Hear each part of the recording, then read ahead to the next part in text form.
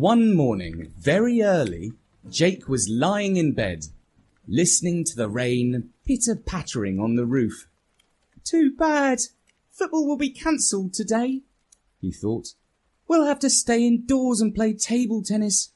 Only there are only 2 tables, so we'll have to sit around for most of the time. As he was lying there, he felt something cold on his nose. He rubbed it with his finger. It was wet, like a drop of water. And then, plop, another drop landed on his nose. He looked up and saw yet another drop of water clinging to the ceiling. Plop! The drop let go of the ceiling and dripped onto Jake's forehead. Yuck! He said, and then he called out, Mum, there's water coming through the ceiling. Mum was still asleep and did not hear him. Jake got out of bed and watched the water dripping quite steadily now onto his pillow.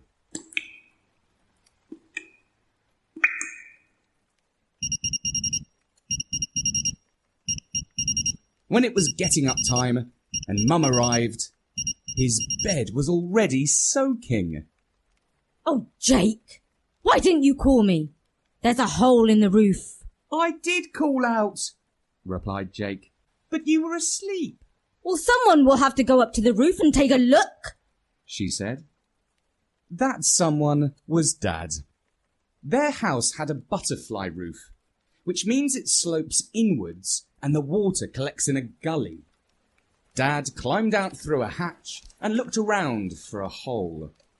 It was raining hard and he was getting extremely wet and the roof was rather slippery.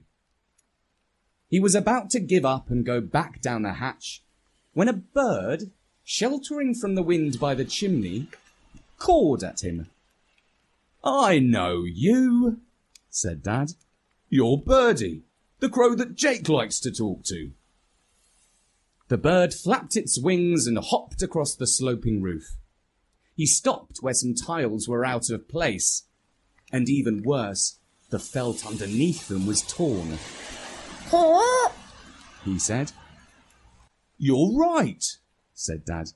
That must be where the leak is coming from.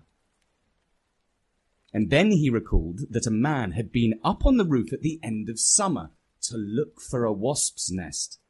He must have accidentally broken some tiles and not mentioned it. That was why the rain was now leaking into Jake's bedroom. Well, thank you, Birdie, said Dad. That's really helpful. Just as he was about to lower himself down through the hatch, a large bird flew just over his head, almost touching him. Stop that, Birdie, called out Dad. A moment later he thought to himself, Birdie doesn't usually go eek, he goes caw. But he did not stop to ponder the question for long, because he had more urgent things to do, like getting out of the rain. When he arrived at work, Dad looked on the internet and found a roofing company. He called and arranged a visit. That evening, a man from the company came round.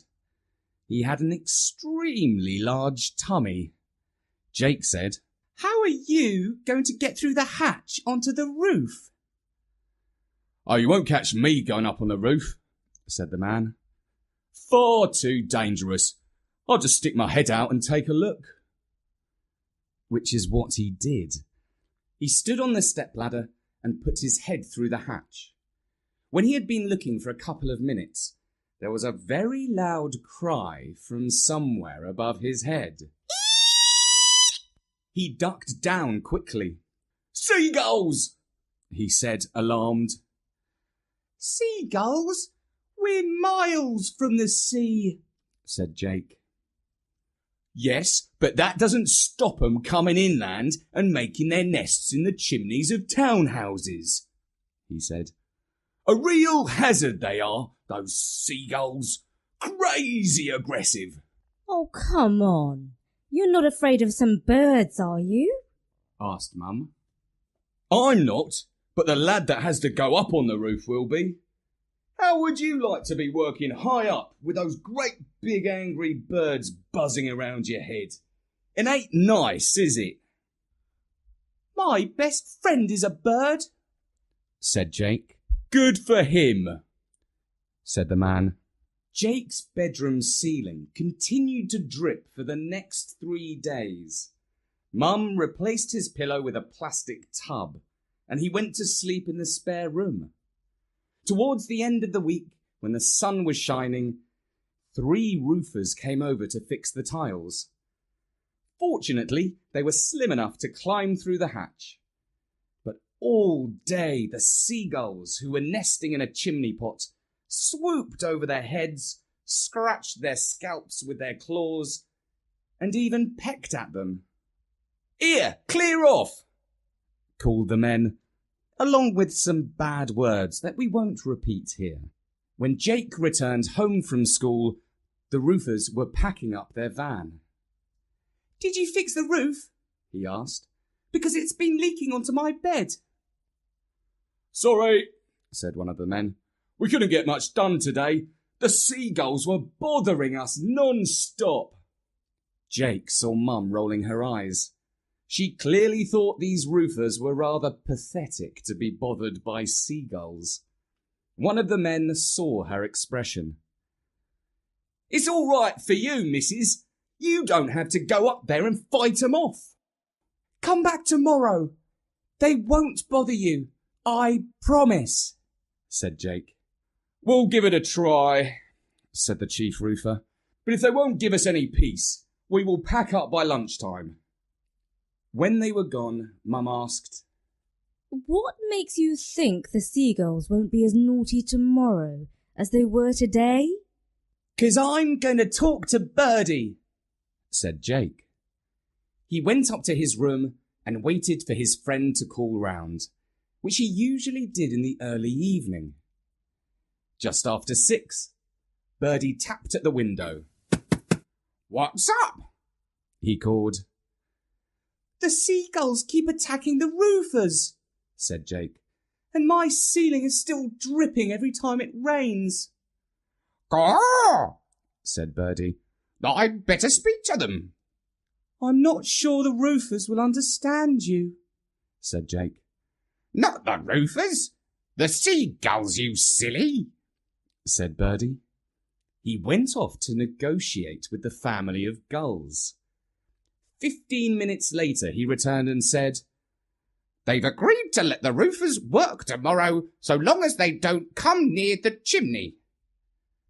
"Great, thanks," said Jake. "And they say that if you have any sardines, they would be glad for you to leave them on the garden table. They're miles away from the sea, and it's hard to find decent fresh fish. The scraps from the bin outside the fish and chip shop really don't cut it."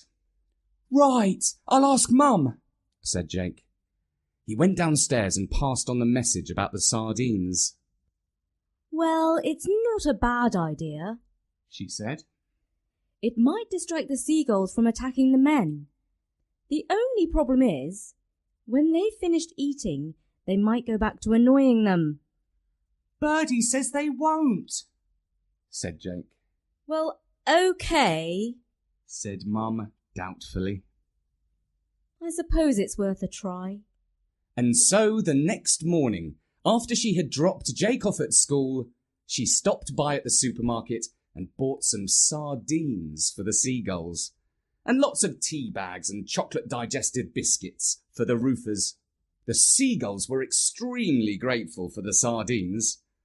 Tibby, the next-door cat, was somewhat disappointed that they would not share their meal.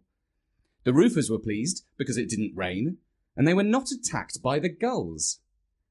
Instead, they noticed a friendly crow watching over them while they worked. When Jake came home, the roof was fixed.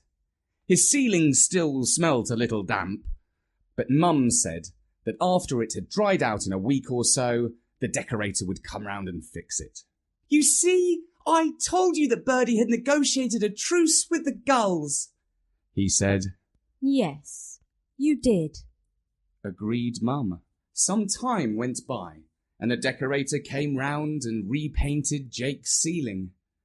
He returned to his room one Saturday morning. He had not seen Birdie for a week, and was delighted when he tapped on the window. He seemed excited and was hopping back and forth from one leg to the other. This time it was Jake who asked, "What's up?" "I'll say what's up," said Birdie. "Some burglars cut through the French doors round the back of number 14 and are looking around for stuff to steal." "Wow!" said Jake. "I'll get Mum to call the police." And he immediately ran downstairs and called out, "Mum, Birdie says there are burglars climbing into number 14. Call the police." I can't do that, said Mum. If I say a little bird told us that burglars are at work, they'll think I'm a loony and a time waster. "Oh," said Jake, "but Birdie's right. He always is." Oh, Jake, said Mum. I can't go by what a bird says. Just then, Jake heard Dad come in through the front door with the shopping from the supermarket. "Dad, Birdie says there are burglars at number 14. What shall we do?" "Well, I don't know about you, but I've had a long week and want to go back to bed for a nice nap," said Dad. "Oh, this is no good. Grown-ups don't know anything," said Jake. When he returned to his room, Birdie was gone. Jake fixed his gaze on number 14. It was not long before two men came out wearing motorbike helmets. They were both carrying bags and soon jumped onto mopeds. They started to speed down the road, but before they could reach the T-junction, 3 seagulls dive-bombed them. The men tried to fight off the aerial attack, but it wasn't easy to ride a moped when a seagull was attacking your head, even if you were wearing headgear. One gull flapped in front of the lead biker's visor, and another swooped down and crashed into the side of his head with its talons, while a third pecked at the second biker's gloves. It wasn't long before the burglar came off his bike, and the second went skidding across the road and crashed into a gatepost.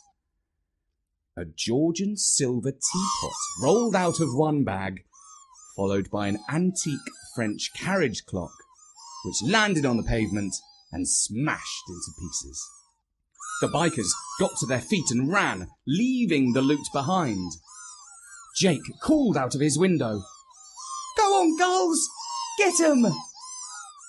His dad came into the room to ask what was going on. "Look!" said Jake.